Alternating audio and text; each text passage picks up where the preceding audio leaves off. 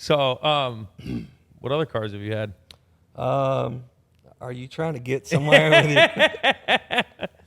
it? So I've owned a couple of Bugatti Veyrons, and one of them's the infamous Bugatti Veyron that I drove into the Galveston Bay over in Lamarck, Texas.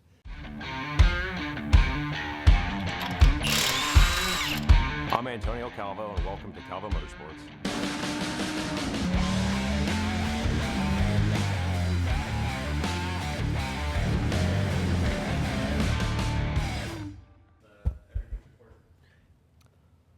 Well, we got Andy House on Tea Time with Calvo finally. It's Andy motherfucking House. Andy motherfucking House, also known as Damp Bugatti. That's it. It says it on his Motec, Damp Bugatti. Oh, that's right. I forgot about that. Yeah. Fuck, dude. Let's get into some cool shit. What's your story with cars and what got you into cars? What brought up? How did we meet? First of all, I think we started bullshitting on Facebook about something because I can't even remember, to tell you the honest truth. It's been a couple of years, though. I think we started talking on Facebook about something because you had like a yellow Ford GT for sale. That's right. It was the 4 GTs I was posting. Yeah. And you started asking and me I about started buying asking you one or about something, whatever. and you're like, I've Yep. owned 400 Ford GTs. 200. I think it's 212 of them I've had. Ford GTs. Yep. Bought and sold the first 110 or so were wrecked, repaired, and then at some point they got to where you couldn't buy them wrecked so much anymore, and so I started branching off into buying non-wrecked cars off of eBay and flipping them, and so I went through another 100 like that, and then I did a few more random builds over the years, and it's been a minute since I've done a build now on a GT, I think. What's Probably, it's been a year anyway. what year? Yeah, the last one I did was that chrome car. Oh, with for Ben. Ben. Beckert. What, Yep. what was the guy's name that designed the GT? Camilo. Camilo, Pardo. yeah. Yep. You had Camilo come down, right? Yeah, and so it's funny. I went to the Detroit Ford GT rally one year.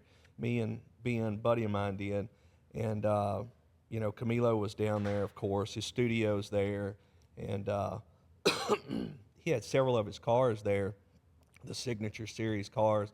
Man, I was fascinated with those things. I heard about them, hadn't really even seen one in person or whatever. And then we went back to a studio at the end of the night after, ramping the streets up. I think there was 115 of us just beating the streets up.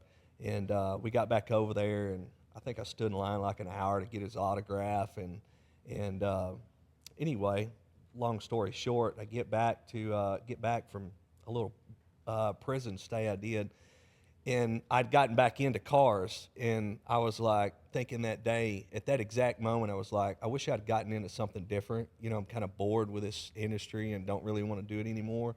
And then right when I'm sitting there thinking that, I was waiting on a car of mine that was being fixed at a body shop, a repair facility. I was like, this fucking sucks. I should have done something different. And I got a phone call, and it was Detroit number, and he was like, hey, Andy, this is Camilo. And I was like, Camilo Pardo? And he's like, yeah. And I was like, no shit, dude. I stood in line for like an hour to get your fucking autograph and whatever. And he was like, yeah, hey, I was told you were the go-to guy to sell a Ford GT to with stories. And I was like, tell me what you got. And he started telling me about his Signature 7. I think it was the Signature 7 series I bought. And anyway, he told me that he bought the car from Greg Marino Performance. And so Greg, at the time, I was selling Greg a lot of Ford GTs because when I'd run out of cash flow, I could call Greg and I would get, sometimes 20, 30 grand over what I was paying, and Greg would wire me, then I'd wire the customer, and then the car would just ship straight to Greg. And this car, it was one of the ones I'd shipped to Greg. And so anyway, when I found out Greg sold it to Camilo before all this went down, I was like, damn, man, if I'd have just inventoried that car, Camilo would have bought it for me. He had flew down and purchased it from Greg, and then when he shot back to Detroit in the car, he drove it back. He picked up a couple of chicks, and within a couple of miles had an accident, ran off the road, went through a sign. He picked up a couple of Totally chicks in a that. GT. Yeah. So when I met him in Detroit, he had 2 chicks with him. You know, he's always got 2 chicks with him. He has no kids. Man, lives a single life. His routine is to get up around 12 o'clock every day. He's came and stayed with me several times in Lufkin, one time in Beaumont, and you know, he'll sleep in until 12 o'clock, and then get up, and his first drink of the day is always a Bloody Mary. He starts out with Bloody Mary, starts backing it up with Jameson, and it's over with at that point. And anyway, so he crashed the car and then had the GT guys, his story was, had the GT guys hurry up and come pick the car up and take it to their facility before a bunch of reporters and whatever got out there and seen what had happened. And so he did a Signature Series build on the car at that time, and drove the car and did a around the world in a Ford GT video talking about how he had started you know, the design of the car with Ford. Then he started doing his own designs and stuff.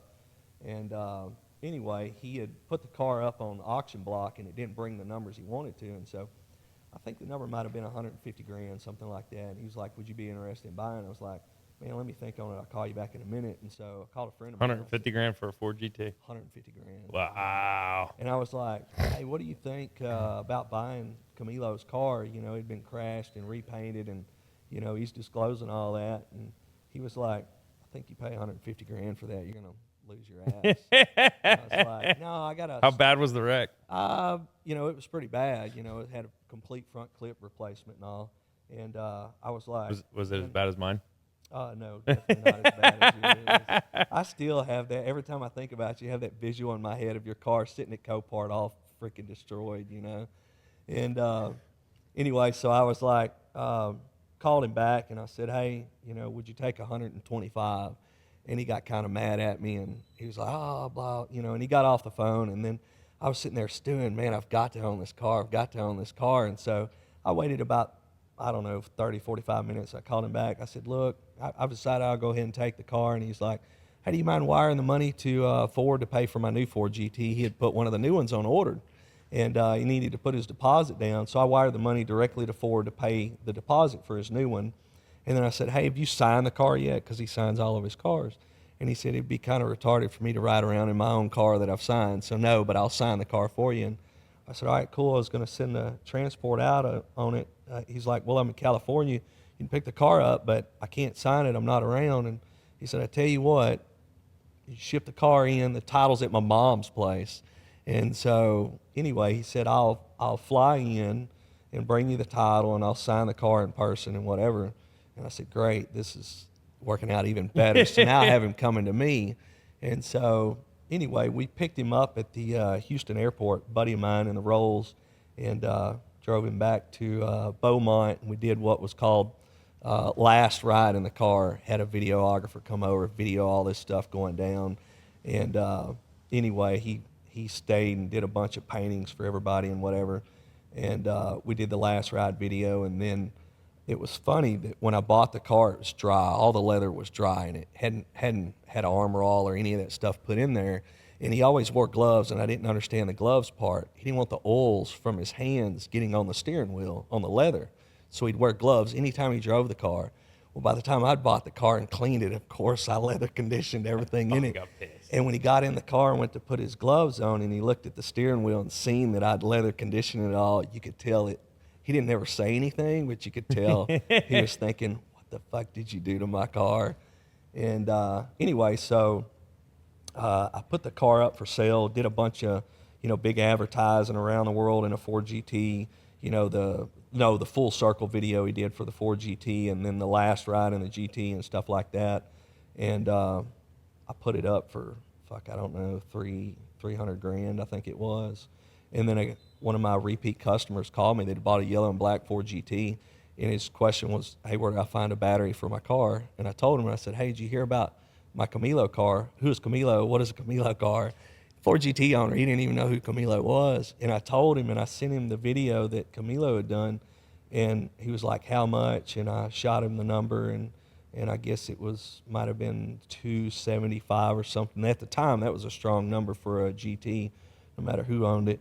And sold it, sold it immediately. And so I made $125,000 profit off that car, and that's one of the stories I have with Camilo. So, yeah.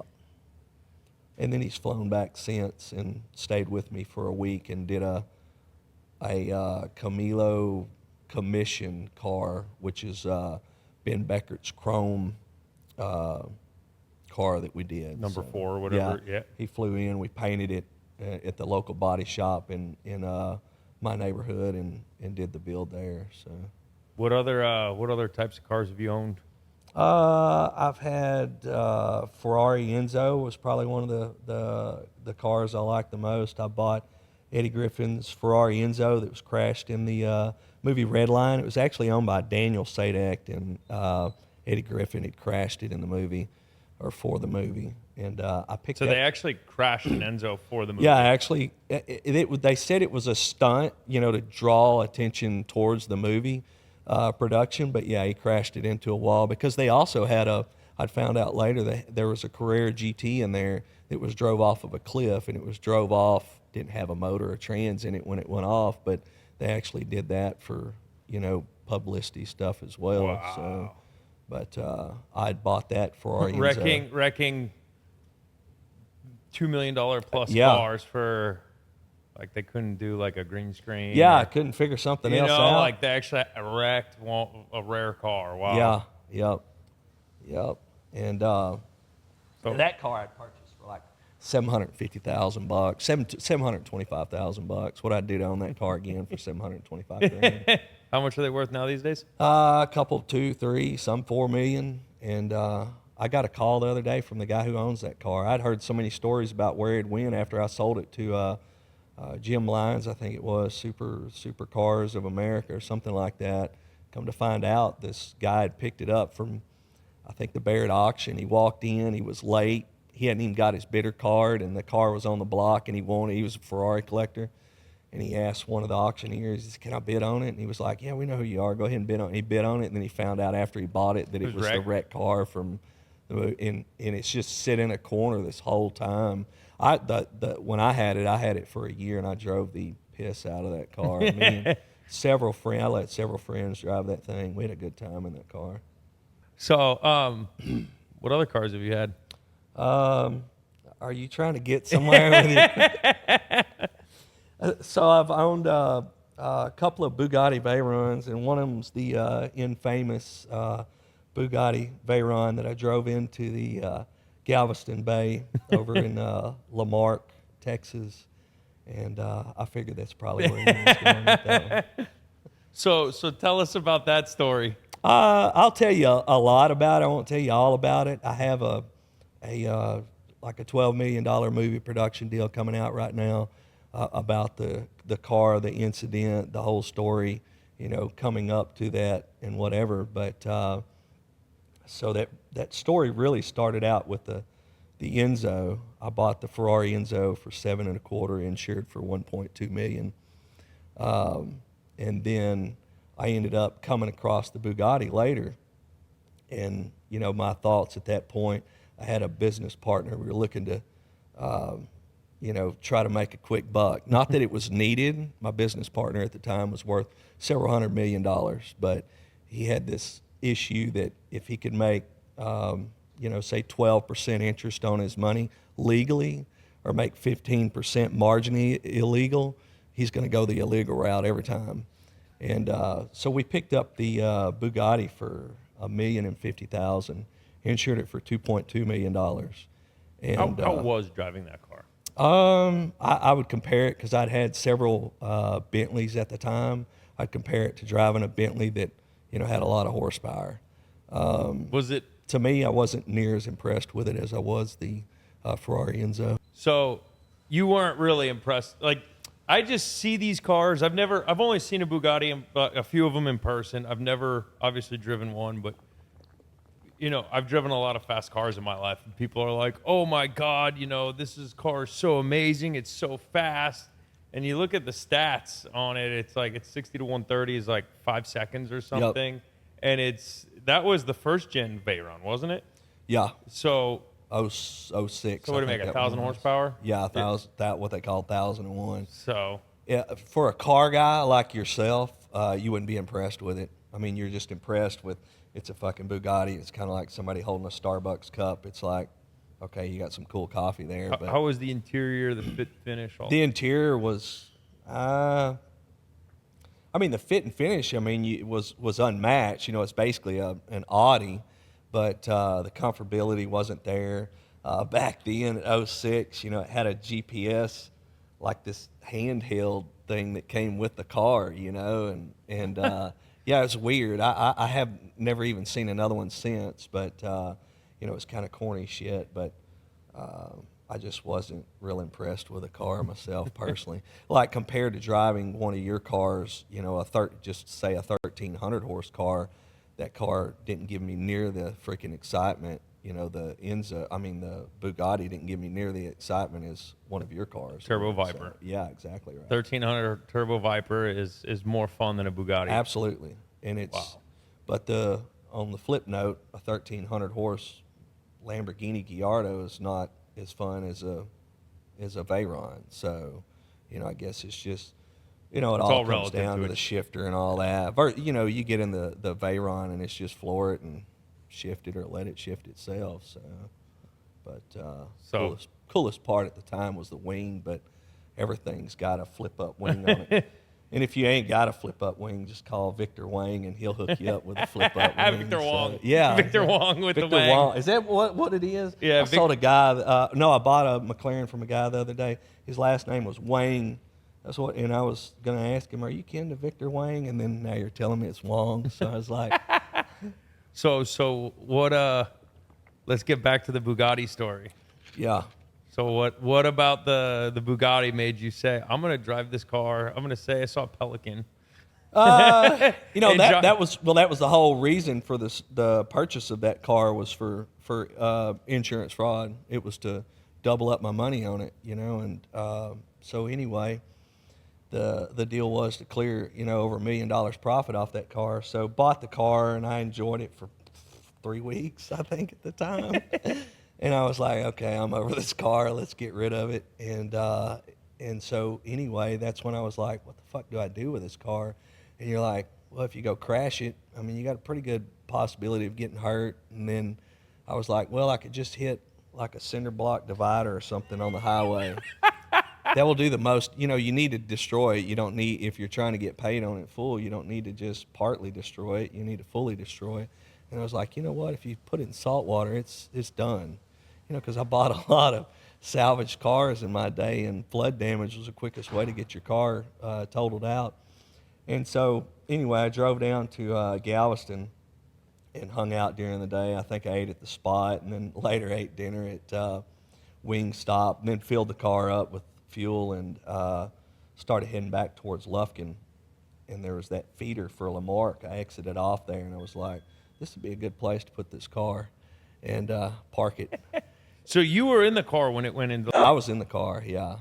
And so I drove down, and then it had a little underpass, and I looped back up, and there's people fishing all down the other side. And then I exit again, I'll run back down about, 40, 50, 60 times. I don't know how there isn't that many videos of me coming down that feeder constantly. And then I started thinking, you know what? These people have seen me round quite a few times. I might better do something if I'm going to do it now.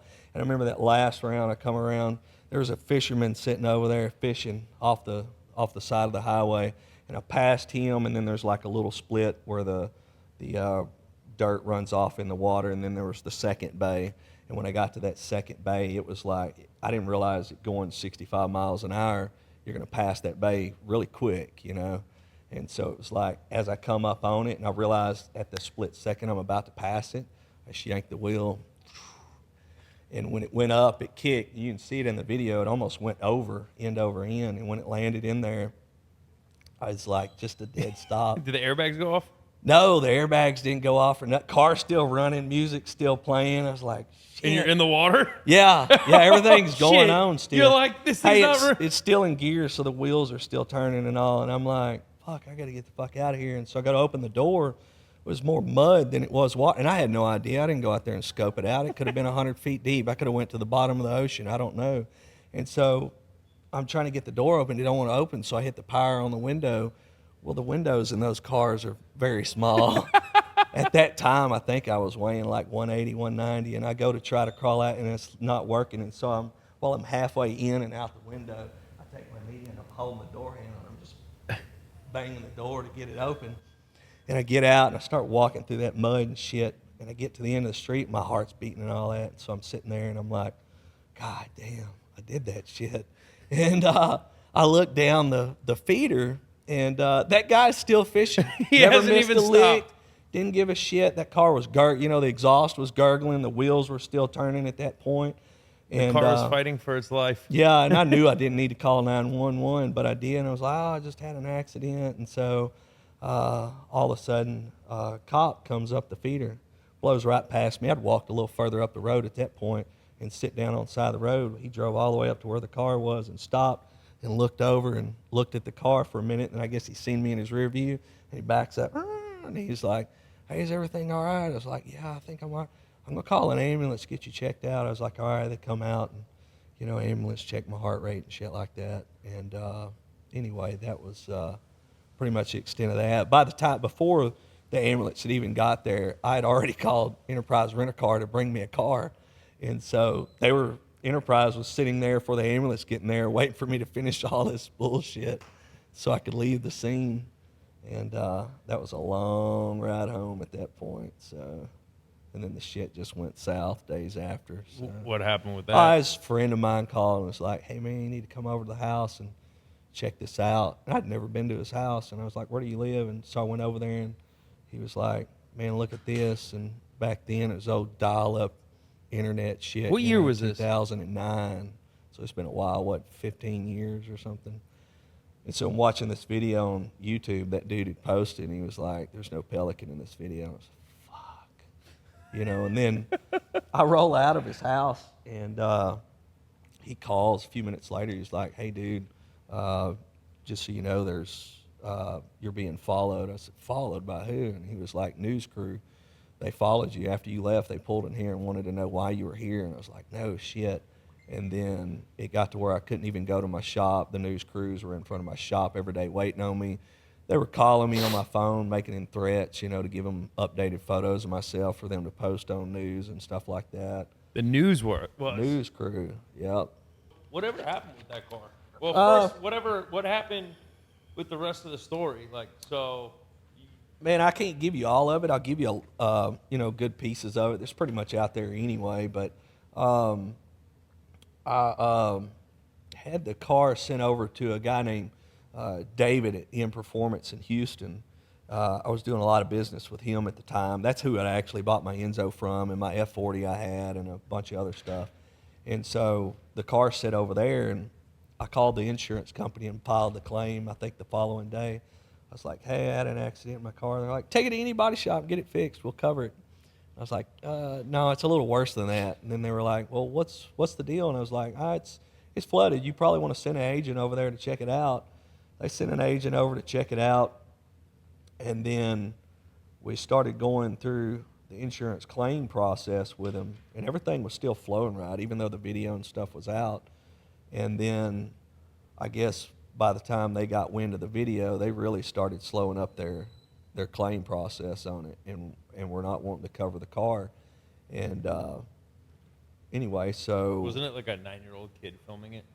No, he was a college student, Oh. and he was subpoenaed to court 3 different times before they actually had to send, a police car over to pick him up and take him to court. He wouldn't show up. I don't know why he didn't want to show up. He didn't want to show up. Sad part about that is he sold that video to Galveston News, the newspaper company there. He sold it to him for $500. Can you imagine the money he could have made off of clicks on it? On YouTube. $500. Yep. And so I guess it was his video originally posted, and then Galveston News took that over, and they're probably still getting paid to this day on that. Hey guys, if you're still watching, click the link below and subscribe to my channel. Means a lot, and back to the show. But anyway, so the car ended up, going from David's place to Copart. Had it, they sent it over, or the insurance company sent it over to Copart, and then they tried to do like a sale to evaluate its value, and then it got sent back over to David's, and then it just sit there for a year, during this process. And then finally we realized we don't really know what insurance is going to do here. And so I picked the car up, stuck it in the garage at my house, and it just sit there and rotted for years. It got to the point it was rusting so bad, the aluminum radiators were dripping into my garage. It's got 12 radiators on that thing. So it's just, it just started deteriorating sitting there. From the salt water? Yeah, from the salt water, eating it up. And while it was sitting in the water, still idling, the rear spoiler started malfunctioning and popped up on it. So any photo you see of it after that, the wing is still up on the car and all. So, That's nuts. Yep. That's nuts. Yep. So how much trouble did you wind up getting into from all that? So this shit drug on for 5 years. It's not like it happened and then shit went down. It was like it went through a 5-year federal investigation, and I guess it was about year 4 I caught wind that the FBI was investigating me, and that's when I found out that friends of mine were wearing wires on me, but I was smart enough at that time to not say anything. And so even if they were standing in front of me and wanted to ask me a question about it, friends that I thought were close friends of mine, I'd write it on paper, show them what my response was, and then I'd tear it up and throw it in the trash. So if they were wearing a wire, they weren't going to hear what I was saying, And Didn't you tell me they had something like wires and credit cards and shit? Yeah, so the wires that one guy, Dennis Cook, the biggest, call him Dennis Crook, he was a guy that I'd loaned some money to, and he got upside down for like $127,000. His reason for calling the insurance company and turning me in, because he knew about the fraud, being a friend of mine, was to get out of the money that he owed me. And he got out of the money he owed me as well, because he became a federal witness, so I couldn't pursue him anymore. And anyway, he had a watch. So I always wondered when I went over, he's like, give me a minute, let me go wash my hands. And he'd come back out with a watch on. His wire was a watch. Push a button on it, it was recording everything that we said. There's another guy, I won't mention his name, but he had a keychain. So it's just a key fob. The feds had put a key fob on him. He'd click the button, it was recording everything. And then they also have a Home Depot credit card. It's about twice as thick as a regular credit card, but it's a recording device as well. Wow, a Home Depot. So it's not wires. When you're trying to check somebody for a wire, they don't do wires anymore. Their wires are digital device. I mean, it could be that Windows switch laying there, is freaking recording. So you just never know. That's insane. Mm-hmm. So whatever, I thought I heard something about that car. Somebody parted it out. Like it ended up in Houston at some body shop. Yeah, and so after Body shop wound up going out of business, parting the car out, something like that, or they were selling the parts on eBay, and then when I guess whoever the owner of the car at that time was, that's what I heard through actually a good friend of mine in Houston, and he's he's my lawyer, and he's also the guy who owned it, or I guess had whatever. He had owned it as well, the attorney? Yeah. No, the attorney didn't. My attorney didn't own it. No, but there was another attorney that owned it at some point up there. I'm not sure who that was, but it might have been mine with his client. But I know they found the car in a body shop, which was in Performance. Which was after it went out of business. And so, what, in Performance? Yeah. No, in Performance didn't go out of business. He's still in business to this day, but and not very good business at that. But anyway, I ended up sending the car back to him at some point, and then after we ended up closing up our issues with the insurance company, and I took my federal sentencing on the deal, I got the car in the claim process, and so I sold the car to somebody that David knew that owned a dealership in Houston. I sold the car to that guy for $600,000, and then the insurance had paid us back another $450,000. That made me whole for the whole $1,050,000 initial. And anyway, when we sold the car to this guy, the guy was like, I'm going to rebuild this car and use it for rental. And so David stripped the car in pieces. I mean, you could, as big as this room is, the car was in one corner and then parts spread everywhere. And David's real meticulous about labeling everything, and so he knew where everything went. But once they disassembled it, they just realized there was so much that was not going to work on that car. Well, it had a clean title to it. That car never even had a claim because it took so long during the lawsuit and the investigation that I never even got a lick on my insurance about it, you know. So the car had clean title, clean Carfax, and this guy had a big car dealership in Houston, and he took the title down to the bank and borrowed. I had to have to look at my records again. I think he borrowed $900,000 against the car, and the bank didn't do their due diligence and check out that there was even a freaking car in one piece. You know, they gave him the $900,000 loan. He spent the money, and then the car stayed in boxes or laid out on the floor. And you know, some of the parts over time, I think David had gotten rid of. You know, while they were laying there. You know, if you got something laying there and David's business got slow, and he was like, "Fuck, I could get 30 grand for that piece," it was gone. You know, and anyway. That car ended up getting sold to, or the guy that had bought it for me got in federal trouble, him and his partner, and they ended up going to prison. Then the bank repossessed the car, but they didn't want to repossess it in the pieces it was in, so they kind of worked some sort of deal out with an attorney out of Houston that ended up with the car. And then that car got sold to some YouTuber, and then it got sold to, I guess, Houston now that has it at Royalty Exotics. So It's put back together and running, right? it's put back together running, and the only thing that's missing on that car is the center console. And you know, Houston's called me several times trying to get that center console piece, and I don't have it. I never had it. That's something that David must have got rid of. And kind of funny story though, when that car got swapped between David's Copart back to me, back to David's, the key got lost to it. And so I had the Go Fast key come in its little aluminum case and all. And the guy who had bought it needed a key to it because they said the only way to get a key, you're going to have to ship it back to the factory, which means a plane ride, and then ship it back to you so we could program it. 50,000 each way. Yeah, and well, they were trying to figure out the wiring harness on it and all. And so the guy calls David, and then David calls me, and he was like, "Hey, he wanted me to ask you, do you have a spare key to the car?" And I said, "No, I don't." And hung up the phone with him. I realized I had that Go Fast key was still in my kitchen up above my stove. And I was like, huh. And so I called David back, and I was like, "Hey, I've got a hold of the old owner, and he has the key."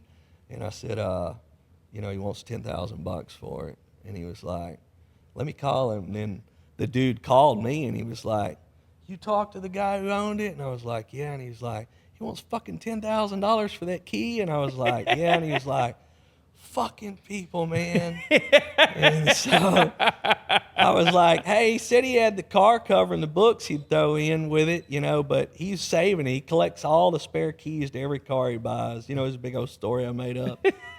Meanwhile, you had the key right there on top of your fridge. Yeah, and I had the key the whole time. And so he said, "Fuck, I got to have it, man." And he was like, "When can you get it here?" And I said, "Fuck, I can have it there tomorrow, but I need $10,000 cash." He said, "You don't want no checks, none of that shit." I said, "All right." So he said, "I'll meet you down at David's tomorrow." And I said, "Fuck, 10 grand, I'm taking off work tomorrow, And so I drive down to David's and wait on him and call, "Where the fuck you at?" And he shows up and he hands me the cash, and I hand him the key and the car cover and the books. And he was so mad about that.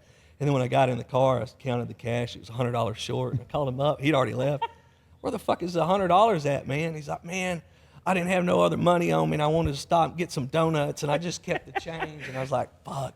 And so I still ended up with $9,900. And one of my main reasonings for doing that, I was like, I want to be the guy who has sold a fucking key for $10,000. I mean, who do you know has ever bought a key for 10 grand, even for something new right now? It's got 10. That got some of my insurance money back. So, So go to prison, do your time, get out, you start Area 51. yep. Yeah. We meet. I actually started Area 51 before I got out of prison. I had friend of mine, he opened the business up, and that way, the minute I got out, I had a business to start with, and he loaned. At the time I come out of prison, I was broke. I didn't have any money. I'd gave my ex-wife at that time. I was still married to. I'd give her all the money I had, cash. I'd put back, to cover my kids' living expenses, her living expenses, and whatever while I was gone. If I come out, she'd spent through all of it, and so.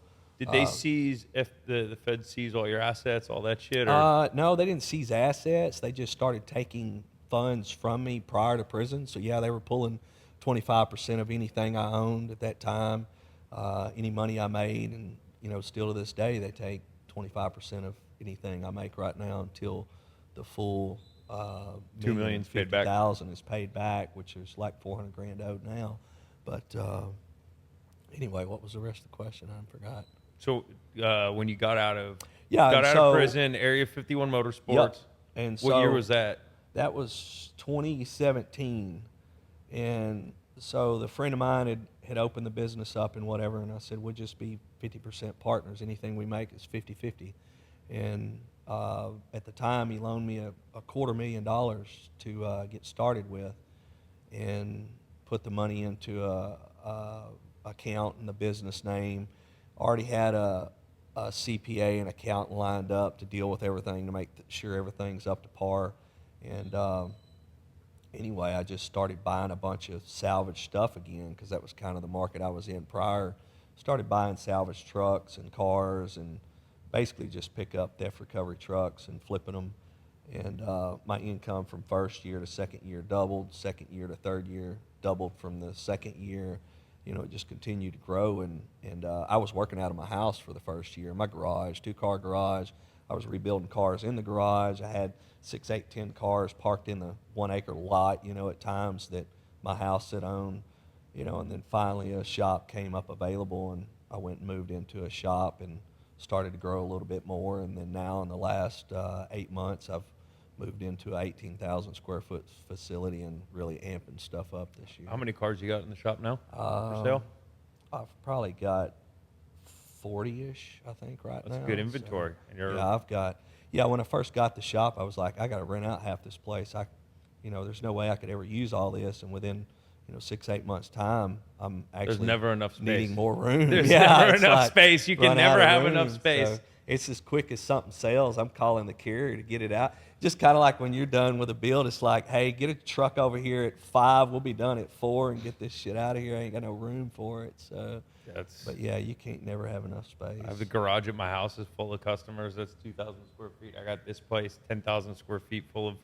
It's crazy. It's man. crazy. Yeah, and you're packed deep. Yeah, and it's crazy. Like if 3 cars leave, how much space that opens up in the shop. Oh, 3 yeah. cars, even though there's 25 cars here, those 3 cars make a difference. Yeah, absolutely. Yep. No doubt. So, more questions. You get out of prison, start Area 51. Then you say, fuck Kyle. Yeah, You have some of the fucking best videos on. My wife says you're the funniest person she knows. So what is the substance behind some of these videos? Man, I had this guy locally that was getting into videoing and stuff, and he was like, let me come out and video your cars and whatever. And I was like, all right, cool. And we'd kicked off 1 or 2 little, just basic car videos of inventory. And then one day I was on the net on one of my postings I had. This dude, Kyle, started, commenting a bunch of bullshit. And I was like, God damn, there's always these internet fucking warriors talking shit. They ain't got a dime to spend. And anyway, I called him up. Man, I was just in a mood that day. And I had that black Viper come in. It was a drift car. I had the freaking drift brake on it and exhaust. And I was like, the tires were beat and the car was, beat. And I'm like, I can beat the shit out of this and not feel bad about it, And I was like, hey, come over. Let's shoot a video at 4 o'clock today. And he's like, all right, cool. And he gets there, and I was like, look, just fucking follow me, dude. And so he starts filming, and I was like, you know what? Fuck you, Kyle, whatever. And then I was like, follow me again. And I hop in the car, and I get out and start ripping and shit. And in my head, I'm like, this is going to be some average fucking video, And then when I got done and seen the way he pieced it all together, I got out and checked the tire because I could hear the tire coming apart. And I was like, fuck yeah. And then, dude, everybody starts going crazy over that video. And it's not real viral, but a lot of people started going crazy over it. We'll be in Walmart or something walking through, and I don't even know really half the people or more in my town, and they'll be like, hey, man, fuck Kyle. And you're like, yeah, fuck Kyle. And you're like, my wife would be like, who is that? I don't have a fucking clue. You know, somebody that follows me on You need some Facebook. shirts that say fuck Kyle, dude. Yeah. And so we've made some fuck Kyle shirts and whatever else. But it always seems to be a Kyle. I had another Kyle give me kind of the same shit. So Greg Bevelins, every time he calls me now, he calls me 3-4 times a week for a haul. First thing he says, hey, yo, what's up? Fuck Kyle. And then I'm like, every time. Did another one called Fuck Marquise. I mean, kind of everybody knows who Marquise is, but some of the information I'd got about Marquise working on this car was not correct. So I took the video down, not because I was worried about him or his little pansy following he's got, but that dude's such a straight fucking loser. I mean, for real.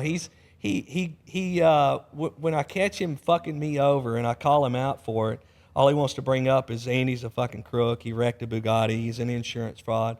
But he gets to tell everybody that Marquis Schumacher, whatever the fuck his name is, that's not his real name. It's an alias name. He goes by an alias because he has a criminal background and he has 4 or 5 lawsuits I've pulled up. So he's just a straight fucking crook, and he's like talking about all these builds he does that has your fucking parts on them that you didn't build. He built it, but I understand you got to buy your parts from somewhere, but you can't call yourself a builder when you're just bolting fucking product on that somebody else fucking made. Parts installers. Yeah, parts installer, parts swapper, yeah.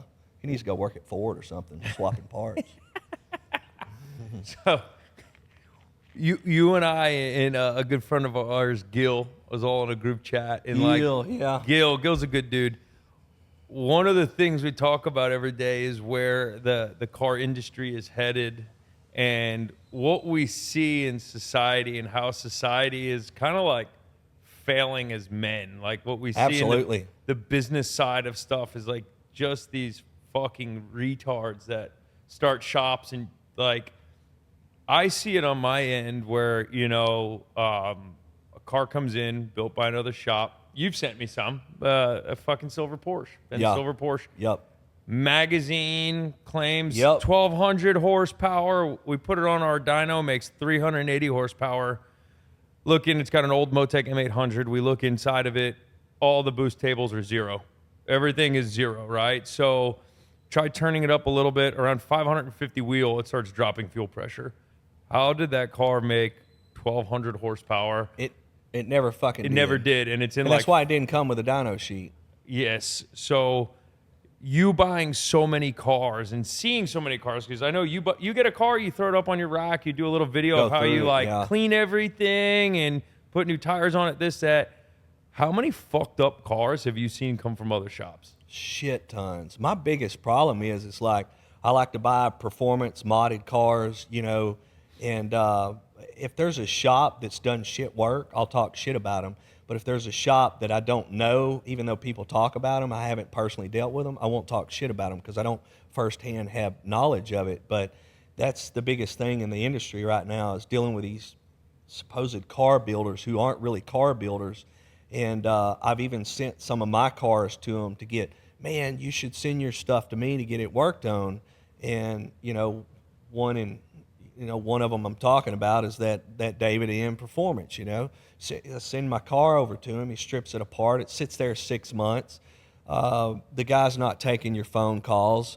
Then he starts talking about throwing a different engine in it that he found when he does. And then before you know it, you're pulling your car out in boxes because it never gets done, And like with you, people are like, oh, you're obsessed with Calvo's builds and shit like that. No, I'm obsessed with the quality of work you get, and then the fact the stuff actually gets turned out. Some stuff takes a little longer, which there's a lot of things that come into play. There's races that comes up. There's, just in my business, I'll have a customer who bought a car first, but then the second customer's car ends up in front of his on something that just needs to be fixed right quick. But at the end of the day, the stuff gets done. It's backed up. You know, I had an issue with a pump go out on my car that you built, which was not your fault. It was my fault running it low on fuel. And I mean, you fixed it. I mean, you didn't. And I rolled up here and we changed the pumps in 30 minutes and rolled out. You know? On a Saturday, and then we went on a little fun rally. Went on a fun rally in it, you know. And if I'd have called up any other shop I deal with,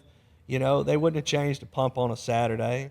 They probably would have billed me, you know, double time for it. And, you know, that's just one of the biggest problems right now. I have a shop town next over to me, you know, that's into me for a couple of $100,000 on some builds, and the stuff's just sitting there. Some of them are 5-year-old builds just sitting there, and you're like, what the fuck do I do? You know, I've got this money tied up. They've already been paid on this shit. If I pull it out, I've got to start all over again. And before you know it, you're going to die before that shit's even done, you know? But do you see the car industry has, like, gotten better or worsened over the last 15 years? it's gotten worse by far. Yeah, you can't trust nobody. It's the biggest problem. You know, it's the same with buying cars. You can't trust anybody. I've bought so many cars from people who are known on Facebook. Like, that dude, you can trust him, and I get his car and it's complete shit, you know? And the biggest ones, you know, are wrapped cars. It's like anytime I see a wrapped car, get offered a wrapped car, the offer on that car is $10,000 less because it's hiding something. I don't care if it's a fucking Lamborghini. It's coming in with shit. You probably seen the Lambo I spray painted, didn't you? Yes. Yeah, and I spray painted that car because I was going to peel the wrap off, and I wished I'd have left that wrap on. And I peeled the wrap. The car had been repainted, screwed and glued together, and you know, it took me a lot of time and money to get that car repainted back right, but I couldn't pass that car on to the next guy the way I got it. And that's, you know, a lot of people, you know, say, I don't know why you do business with Andy House or whatever. But at the end of the day, when I get a car in, I make it 10 times better than it was before I send it out. And there's some that come in and I'm like, I am not only going to lose every penny I thought I'm going to make, I'm going to lose $5,000 more. But the next guy that gets that car is not going to be complaining about what I sent him. You know, I take all the blunt of it. So. How do you feel about like the customer loyalty these days in the business? There is none. They're there for the best deal they can get, and then they're out the door, you know. And it's like,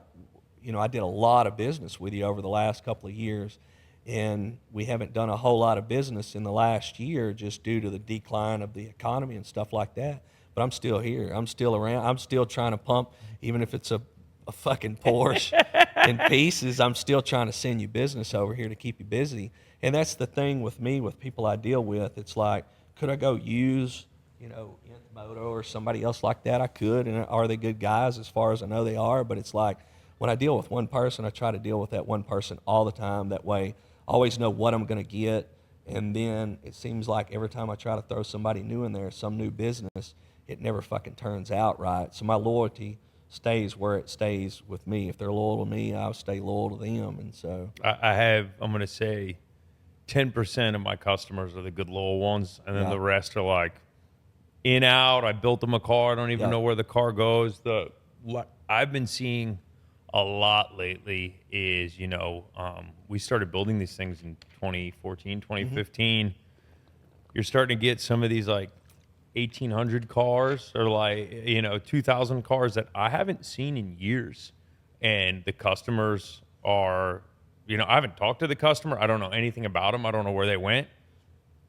They get sold perfect condition, prime, never abused. Yeah. And like the next guy gets it, calls me, and he's like, hey, I got this car. The check engine light keeps going on and off, this, that. I'm like, well, then they get mad at you and think you did a bad build. Yeah. And at the end of the day, you didn't. I think my opinion of what I think is going on is a vast majority, not all of them, a vast majority of every guy that's coming in here to do a car build is putting it on a credit card. He's putting it on debt. So he probably even has a car note on his car, and then he puts all this shit on credit card and goes out and beats and abuses the car. And then when it trips an engine light, he sends it back to you, and you cover it, you know, for the most part if it's under warranty. But then when it comes out of warranty and then he fucks up again, he doesn't have the money to put into it, and then he just dumps it out as a good car. You know? I see a lot of people don't understand. You can have a 2,000 horsepower car and the best of everything.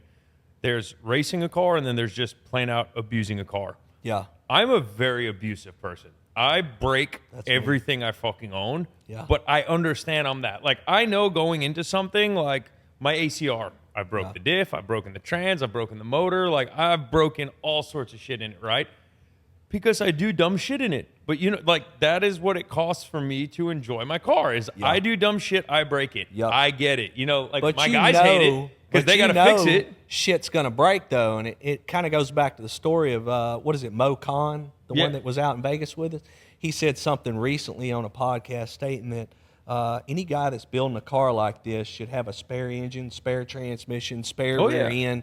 But it's like these guys come in here and think they'll build a 13, 15, 1800 horse car, and it's just supposed to be like you bought it from a dealership from Hyundai, and it comes with a 36,000 mile warranty, and nothing's really going to break on it. But you're building a race car. I don't know a top fuel car that goes down the drag strip and doesn't get rebuilt and continues to go around the drag strip. I mean, it gets rebuilt and that's the same with these cars. The fact that your cars are so reliable, you know, says a whole lot. I mean, do they break? Yeah, but if somebody would have said 10 years ago you can have a 2,000 horsepower car that you can put 5,000 hard miles on, and drive it with air conditioning, nobody would believe you. Yep. And now it's like kind of the norm, and people are like, what do you mean at 5,000 miles I need to refresh my 2,500 horsepower car that I've been beating the living shit out of, you know?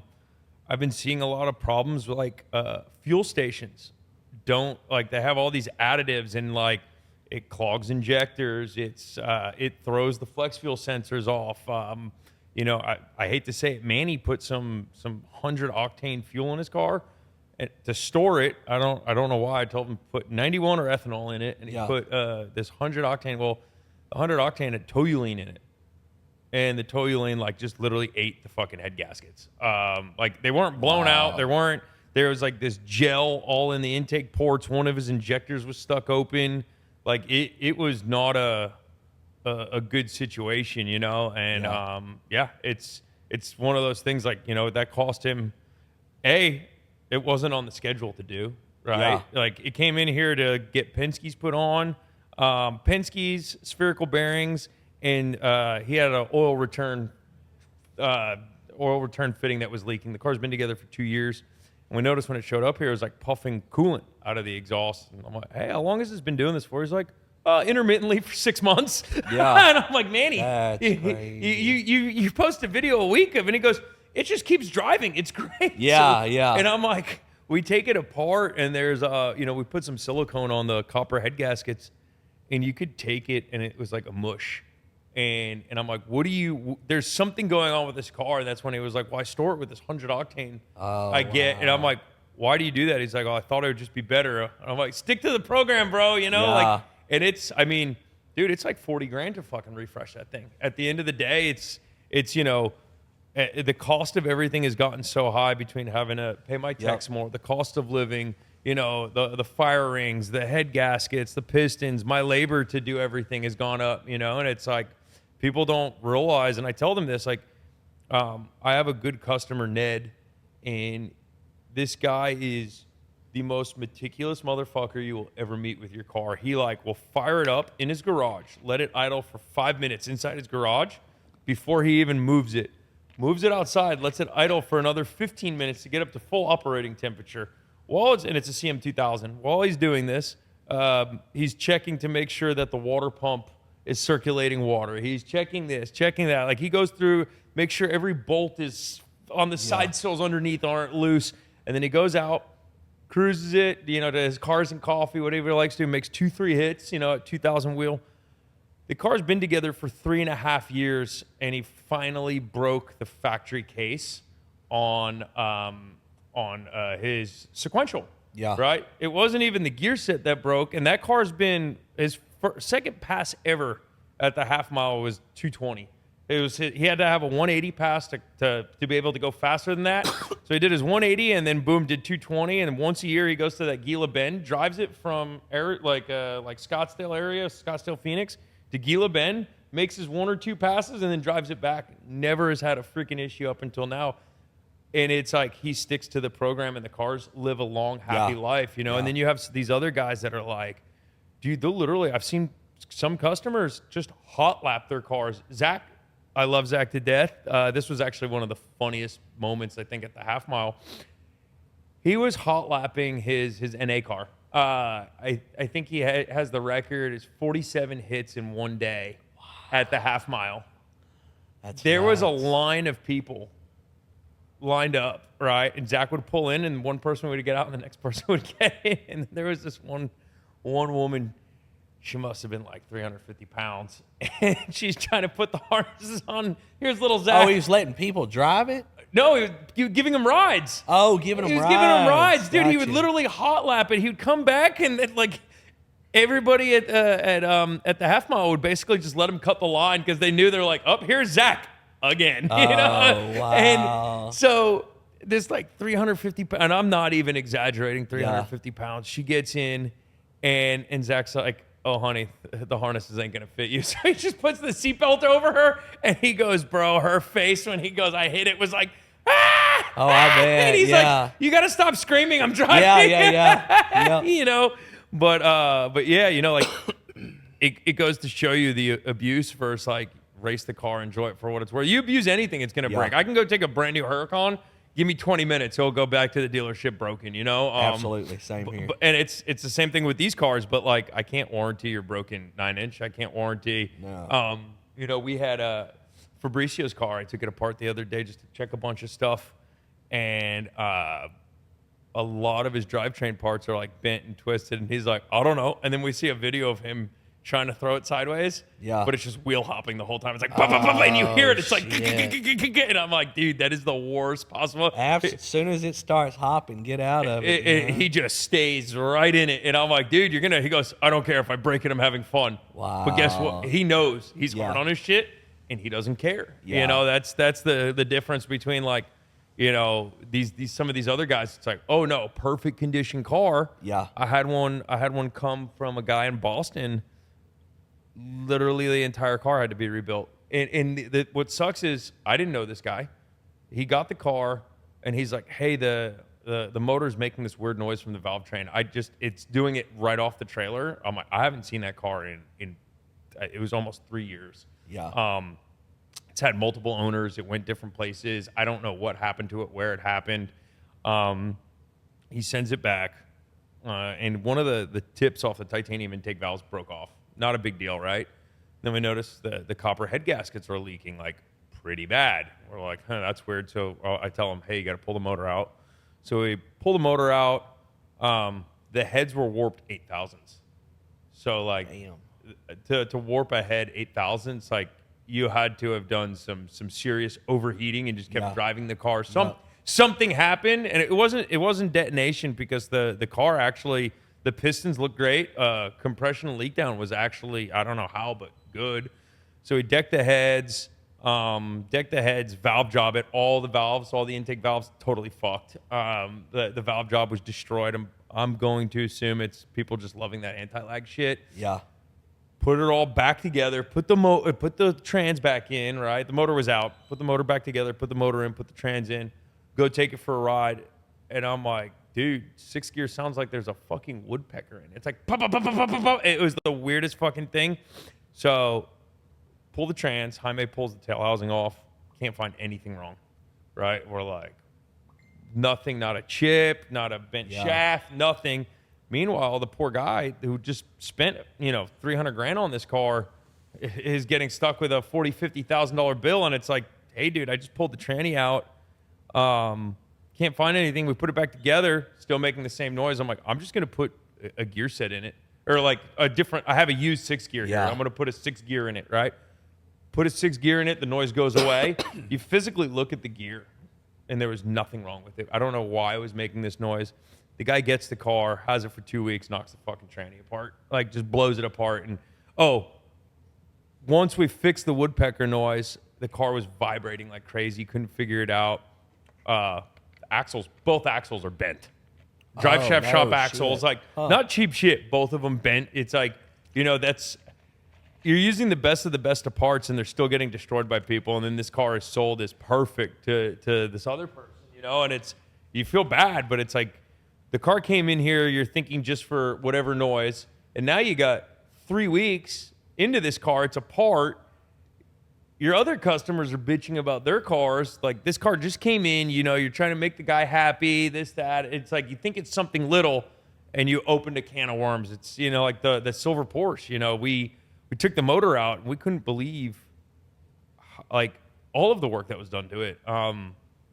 They regressed what the car was. Like, the car was better in stock form. Like, and when you look at what these people did to it, it's like, what were you fucking thinking? You know, like what was your thought process to actually do this? And who gave you a fucking GT2 to do this to? Like, that's what I want to know. Like, who thought that you were good, that what you did to this car was awesome? You destroyed a fucking GT2, you know? Like, the body kit, some people hate it, some people like it, whatever. That's neither here or there. I think some angles look cool, some is a little radical. I think it's awesome, but like, the actual mechanical work on it is like mind-blowingly terrible. It took so much work to get that to like just be right. And there's so much stuff that was done to it that you're like, why would you do that? Why would you take the intercoolers that are on the sides of the cars and move them to a single intercooler on top of the engine? There's no airflow. Man. There's no fucking airflow. Literally, the air is put there for a reason. Correct. You think you're a better engineer than Porsche, you know, and it's, you know, now poor Ben has to foot the bill to fix it, and it's and we pulled the motor out, and it's like we opened up another can of worms. It's terrible. So did y'all put the intercoolers back into the side of it, or no? Ben said leave it where it. I had it on the dyno when we were trying to make, like, when we first got it, and we noticed the intake air temps would just like one dyno pull fly. Yeah. And I had the dyno fans where the stock intercoolers were, because I didn't know. You can't see it. You didn't know that the roof scoop now becomes the intercooler. Yeah. But the intercooler just literally sits on top of the engine. So, like, you have the air when you're driving. I guess it maybe goes through the intercooler, but it just hits the engine. It's got to create some sort of weird pressure zone. Huh. So, if you had to tell, I guess, any of the younger kids that want to get into, like, what you do, or, you know, people look at you and are like, oh, man, Andy House, he's the fucking man. Look at all those cars he has. Look at, you know, fucking hot wife, this, that, blah, blah. What would you tell them these days? Fucking sucks. It's I think the thing that makes my job suck so bad is just people in general, you know. You think it's gotten worse over the years? Yeah, people, with their expectations? Yeah, it's definitely gotten worse. Expectations and a little bit of everything else, man. The car game is tough right now, man. Everybody is a car flipper, you know, and when COVID hit and then, you know, they gave out $7 trillion free dollars, everybody had money. Everybody thought they were rich. Everybody was buying the crap that they didn't have and wanted and still really couldn't afford. But hey, I got all this free change over here. I'm going to spend it on something. And so people seen a way to, you know, make money off of their friend's car, their car, or whatever, by advancing the prices. And then just everything went through the roof. And now and so there was one point, the start of COVID, I thought I was going to go out of business. And there was a point I was like, man, I'm making so much money. And then now we're back down to the point to where there's no inventory still. And I tell you what's happened with that is during all that free money give out, everybody's paying over window for everything new that come out. Well, they took their used car in, and everybody was paying a retail book on those, you know, for a 99 Ford pickup. It didn't matter what it was. They're paying, you know, high retail. And so everybody paid over window, and everybody finances. I mean, it's just really the name of the game. Everybody finances everything they own.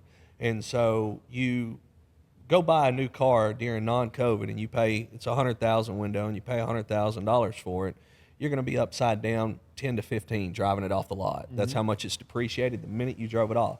Well, the fact that you went out and bought that $100,000 Escalade that's now $100,500, and it's $25,000 over window, you know, now you're not only the 10, 15 that it depreciated driving it off the lot, you're 25 that you overpaid for it, and now they can't get out of their cars. And so everybody's put a stall on the whole market because everybody's still sitting on their cars because they can't get rid of them because they can't pay where they're over in them.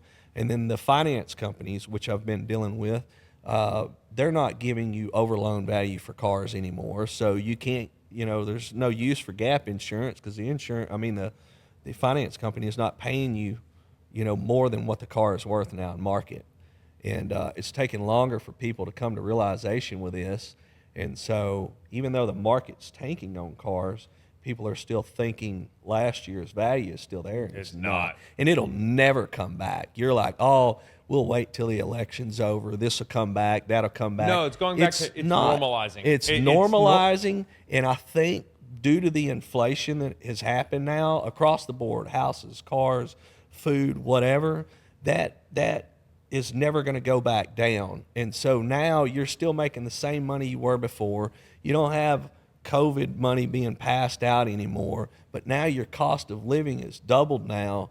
It's going to be a worse market than it was pre-2019, So I think values right now are 20% less than 2019's values. I see it. What do you think is are some of the worst cars that are depreciating right now? Oh man, and I talk a lot of shit about them, but I mean Tesla's one that's dropping pretty hard right now. Like, they fucked their customers pretty mega good, hard. though. Yeah, they did. And the fact that people went out, paid what they did for a car, and then freaking 2 weeks later they release a port. This model is $7,000 cheaper. This one's $10,000 No, they were like cheaper. 20,000. Yeah, I know. And yeah. then this one's $20,000 cheaper, and People who were paying like 140 grand for a Plaid now is like 90,000. I think Yeah. that was. What's your opinion on the whole Hellcat Demon thing? I mean, $250,000 for a new Demon Red Eye. I mean, how do you figure? So They're badass cars. the only experience I have with any sort of Hellcat or Red Eye is Vance, the guy that owns the green car. Every time I go visit him, he's got like 20 of them. Yeah. So he's got the ones that like have the drag wings on them, the ones with the spare engines, the Hellfit engine. He's got all sorts of Hellcat, Red Eye, this, that, everything, right? He's diehard American car, whatever. So I think, Rachel, it was a Hellcat, right? The red car that we were using, right? We took it and we went on a day trip into like Delaware or Jersey or something to go to the beach, and I was surprised how comfortable the car was. It was fast. I mean, it's supercharged, Hemi. I think it's a 6.2 in there. You could it was starting to rain. You just turn traction control off. You could throw that thing sideways. It's a boat. It has a massive trunk. But you think it's a collector car? No, not at all. Why are people paying more than they can pay for a Dodge Viper for one? I have no idea. I have two customers that got those. What are they? The 701s or 708s? Yeah. What are they? Yeah. It's just another Hellcat, right? Yep. I don't know why but they paid retail for them. Limited production, is what they want to holler, but still. They said they're really fucking badass cars, but I think that's like a good car at like $100 grand. Yeah. Maybe 80 grand. I think that $250,000, like people are out of their fucking minds. Paying 100 plus over window. Yeah, makes no sense. I think they're out of their minds doing that. It's I don't foresee that being a collector's car like, a Charger or Challenger from the 60s, 70s. That's what I think is a collector car. They're a dime a dozen. They look like too similar to all these other cars. I just never hopped onto the whole. It's Charger, right? Yeah. The Hellcat Charger. Charger. I never know the difference. One's 4-door, one's 2-door. So just to show you how much I know about them. I would say the probably the second worst one's the Corvettes. I think people are going to get slaughtered on the Z06s are going to get slaughtered for sure. Yep. It took a little while for them to come back to reality, but those are definitely tanking. But just a standard, C8. Were people paying way over for those? Paying way over, and then now they're you can easily pick one up for 10 under window. A 7-8 week delivery time, and so a car that last year, a 2020, first year coming out with that car was over 100 grand last year, and now you can pick them up for 60 grand. They've nearly lost half their value. But I thought what was crazy is the truck companies asking over for like a typical diesel. Crazy. I'm like, I've never in my life paid sticker. I go to Willis Point Ford. John Crow is the fucking man when it comes to buying trucks. I bought 5 or 6 trucks from him in the last 7 or 8 years. And I mean, he takes care of me on everything, and he's one of the most honest people. That is like a dealership. The local Porsche dealer and the Lamborghini dealer here I've all bought cars from have been absolutely phenomenal people to work with buying cars. Like Taylor, Austin Lamborghini, one of the best. You know, Ryan Morganson, he used to work at Porsche. He doesn't anymore, but like we've bought, I think, 2 or 3 cars from the Porsche dealer here. And every transaction was just absolutely phenomenal. One of the worst transactions I actually recently had was buying my wife's Aston Martin. No kidding. Yeah. The absolute worst buying experience. And I think it goes back to like how people just don't want to work or don't know what the fuck they're doing.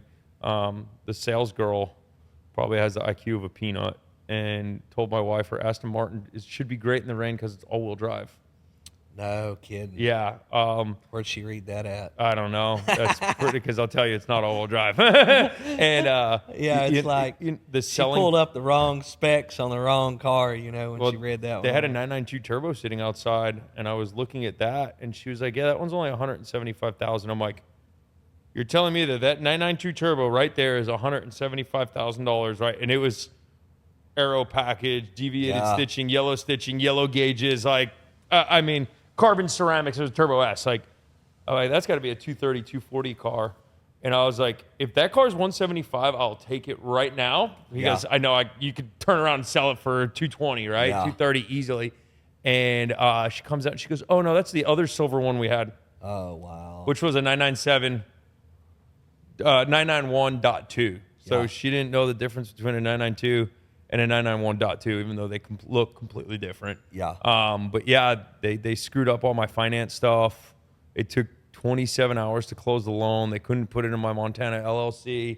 And then as of recently, the newest problem is the car makes this little weird whistling noise under like 10% throttle. So we go to take it in. We were told the car was CPO'd. And they're like, no, sorry, it wasn't CPO'd. I'm like, literally, we had an entire conversation with the finance woman, my saleswoman, and my wife was there, and it was like the finance lady was like, I don't remember that. I'm like, you literally even had to go double check that it was CPO'd. Yeah.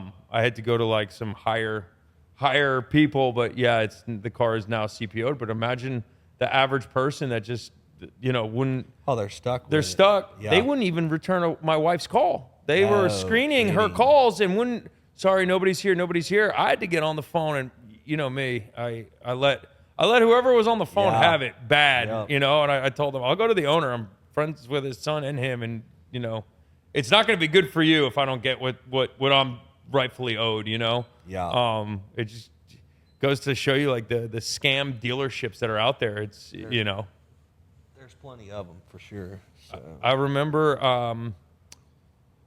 a buddy of mine bought, and the reason why I remember this is my good Michael Lebalestra. He called me the other day and he said, man, McLaren of Charlotte has this like Novitec. I got my own story on them from last week. Well, and he calls me and he goes, hey, you know anything about this car? It's like some magazine. I said, and as soon as I saw it was from Charlotte, I remember Chris LaBeouf bought a car from them, and it showed up, and it was the biggest piece of shit. It was nothing like the pictures, none of this. And then this girl on Facebook, her name's Supercar Becca. She's got like some exotic car company. She's a bunch of cars. Anyway, she made a post not too long ago about how she was getting hit with this $3,000 fine or charge. I guess a buyer's charge, like something in the paperwork that wasn't hidden. She's like, has anybody ever heard of this? And then all these people start posting. Dealer doc fee or something? Dealer doc, yeah. $3,000 dealer doc fee. Mine are $199. Well, that's what Mike said, that they tried to charge him this $3,000 dealer doc fee. And he goes, that's standard. Hyundai down the street will charge you $1,500. It's a lot of paperwork and this and that. And Mike turned around and said, well, I own Illinois Motors. And, our dealer doc fees are like $300 or something. So how are you going to tell me? And he goes, you're trying to rob me, this, that. Well, come to find out, a lot of the cars that they have there are rental cars because the owners of the dealer the owners of the dealer own a exotic rental car Yeah. company in Miami. Wow. So they're South turning them Florida in. Wow. beat to shit man. cars that you know get brought up there, so people don't connect the two dots, and you Yeah. think McLaren of Charlotte, you know, well, no, they're all junk cars. The one from LaBeouf was like, I mean, terrible. Dude, like different shades of black. The PPF was peeling, cracked windshield. The accumulators were screaming. Like, you know, odometer probably rolled back. Like, it just, there was no way it was a 5,000 mile car. Yeah. He made him buy it back, and from what I understood, it went from Austin straight to Kenny Tran at Jotech. I'm surprised he bought the car. Maybe he didn't know what he was doing.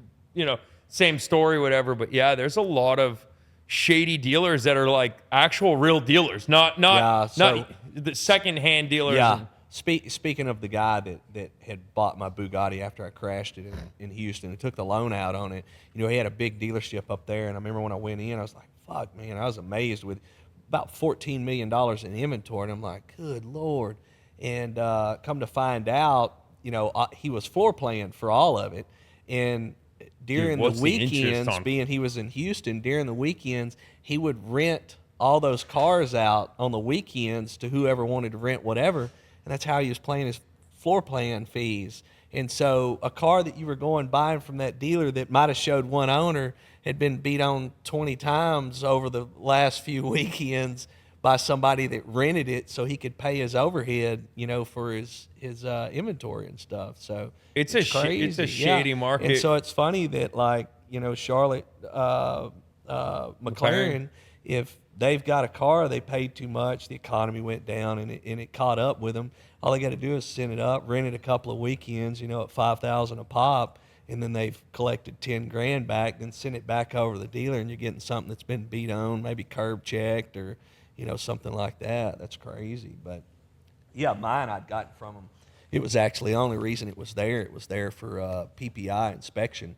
But it's a one-owner McLaren 720S I bought. The green one? Yeah, but the story I'd gotten from the guy that had it there, I said, hey, I called him and checked the PPI on it. And they were like, hey, they wanted $500 to pull a quart of oil out. Said it had too much oil in it. And there's a McLaren guy that goes around, I don't remember what they call him, something McLaren, and he'll come to your house and do your service for you. And he had just done the service, the oil change and stuff on this guy's car. He's like, you know, we need and I got the list, like $489 to take a quart of oil out of the car. And then he had a rattle, he said, from his visor, and the quote on that thing was like $250. I'm like, all they were going to do is tighten a screw, you know? And it's like all of the fees they had on there. And so I called him back. I was going to let him, you know, do all the service stuff on it. And I said, you know what, let's just close this ticket. How much do I owe you for the PPI and the tow there? And I'm just going to send it to Houston, you know, and let them deal with it. And anyway, so I still had to pay $1,100 and some odd for a PPI and a tow bill there, but at least I didn't get hit for $500 to drain a quart of oil out of it. They said it was too much in there. But yeah, that's nuts, man. So it's insane. It's insane, like what some of these companies, like the dealers, get away with. Yeah. And you know,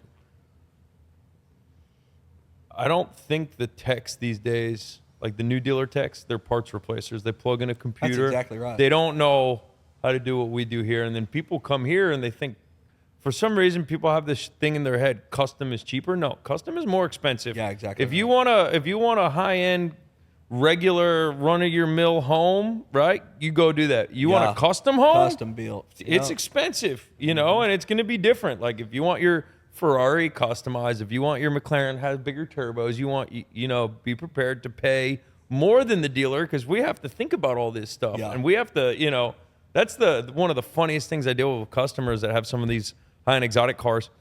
Oh, I want to mod the living shit out of it, but like what happens if something happens with my warranty? What the fuck you want me to do about it, you know? Like, it's so sad, no doubt. Well, I think it's lunchtime. Yeah, We should get going and call it a wrap. Let's go have some drinks. let's do that. All right.